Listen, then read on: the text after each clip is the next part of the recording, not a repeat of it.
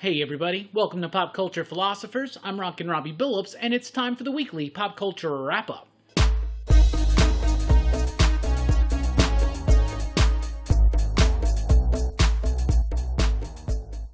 That's right, everybody. Thanks for checking out the video. I am Rockin Robbie Billups. This is the weekly Pop Culture Wrap-Up. It's the show where I go over the week's pop culture news, mostly comic books and movies. Let's get right into it with some comic book news.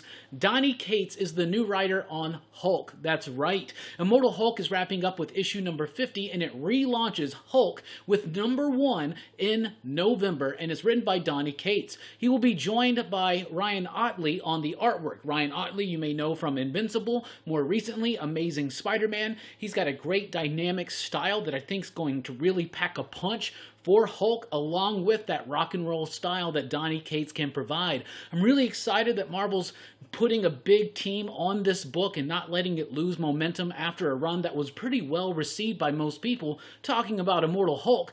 But Donny Cates, Ryan Ottley on Hulk starting in November, that's incredibly exciting. So is Venom restarting in November with Rom V, Al Ewing, and Bryan Hitch attached. Now, you know that I'm a huge Rom V fan. I think he's been doing amazing work. Al Ewing's been doing some decent stuff as well. And Bryan Hitch, I really like Bryan Hitch, and in the last few years, I feel like he's kind of re-solidified his style, and it's just really as epic as it's ever been. So I'm excited for this. A new vision on Venom, post-King in Black. He's now the leader of the symbiotes and all that jazz.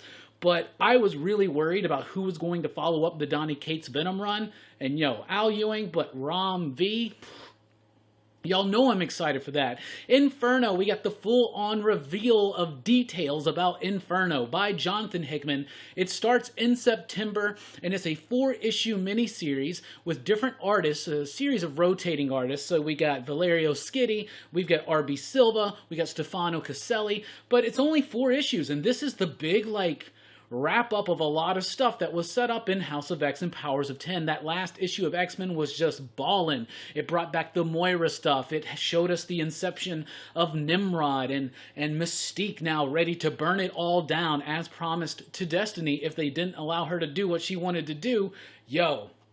I'm excited. Obviously, by naming this Inferno, it makes us think of that event back in the late 80s, but this is going to be more involving, I'm sure, Mystique burning Krakoa to the ground. I'm excited. It's been a while. It's been a little bit of building up going on since Hoxpox, but now I'm excited to see it fully erupt out into the pages of Inferno. Basically 4 issues. Is this the end of Hickman's tenure? I don't know. I kind of almost felt like we'd get another batch of something, but who knows what will be announced after Inferno. Is this truly the end, or is it just set up for a final act? We shall see. Star Wars High Republic, Trial of Shadows. That's a new miniseries spinning out of Marvel's Star Wars The High Republic, so if you are a Star Wars High Republic fan, be on the lookout for that. It's by Daniel Jose Older and David Watcher. That debuts in August.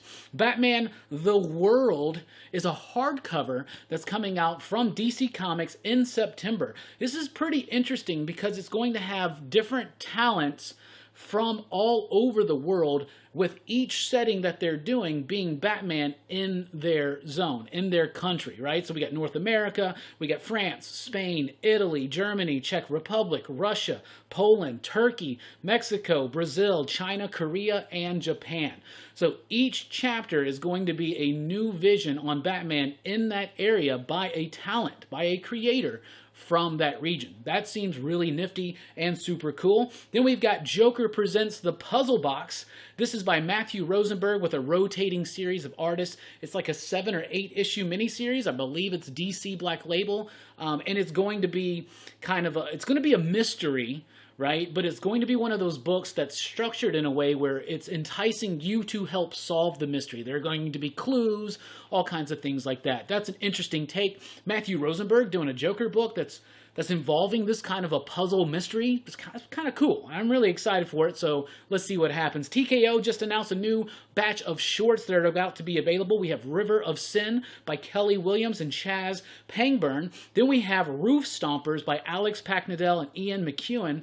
Alex Packnadell, a fantastic writer. Definitely need to check this one out. The Walk by Michael Morisi and Jesus Hervas. Really excited for that one too. I'm a big fan of Michael Morisi's work. Pretty soon I am going to do a video where I just do a review on all of these TKO shorts. They're tiny little comics, one and done stories, $2.99. There have been some great ones that have come out already, and these are really exciting too. So just read the solicitations, find them, they're really cool. Not All Robots is from AWA in August. It's by Mark Russell and Mike Diodato. It's about a world in which every household has a robot, like a service robot, okay?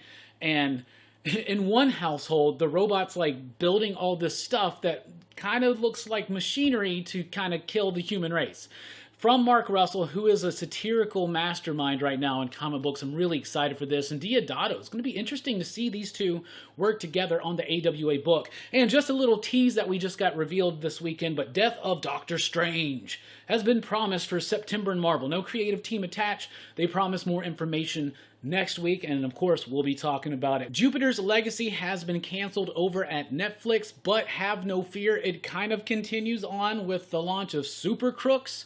So they're ending Jupiter's Legacy, but they're doing a new show, Super Crooks, based on the Mark Millar book with Lionel Francis Yu, and it's set in the same world, and they're trying to kind of do like a series of anthologies using the Mark Millar properties, and I don't know. He says that one day they hope to get back to Jupiter's Legacy, but they did release the cast from their commitment, so I don't know. We're going to have to see on that one. Aaron Taylor Johnson got cast as Kraven because Sony wants to do a Kraven the Hunter movie.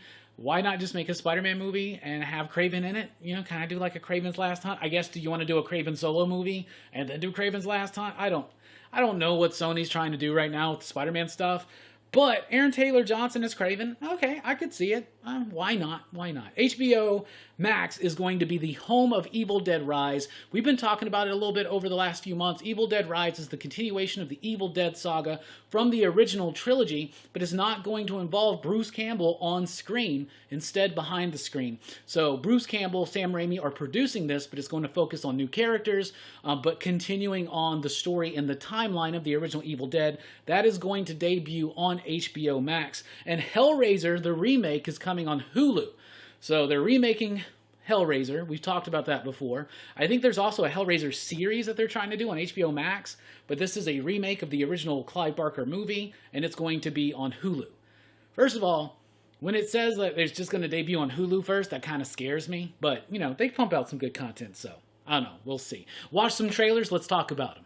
First up, we have Old, which is a new movie from M. Night Shyamalan. Some of his movies are really good and some of his movies are really not, but this one actually seemed kind of interesting. It's about these group of people, they're on an island. They go to the beach. They're like warned not to bring their kids or something, but of course they bring their kids. Next thing you know, their kids that are like 6 and 7 are like 16, 15 all of a sudden, right? Everybody's aging on this beach. So the big mystery is what's going on and how do they escape the effects of this. It's M. Night Shyamalan, so it could go either way, but it was a rather enticing trailer. Next up, Reminiscence, which is one with Hugh Jackman in it.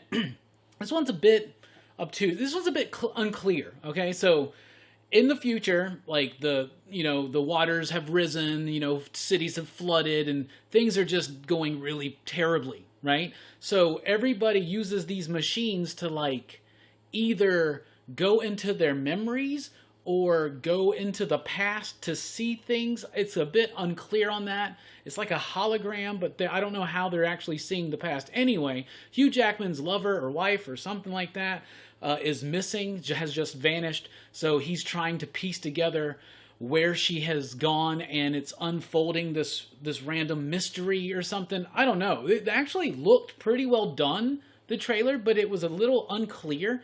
and I hope the movie's not unclear because it seems like an interesting concept. Demonic is a new trailer. It's from Neil Blomkamp. This is the director of District 9, Chappie. A lot of people are really excited about this new movie. It's called Demonic. It's another thing where there's some kind of machine, and then there's obviously demonic possession.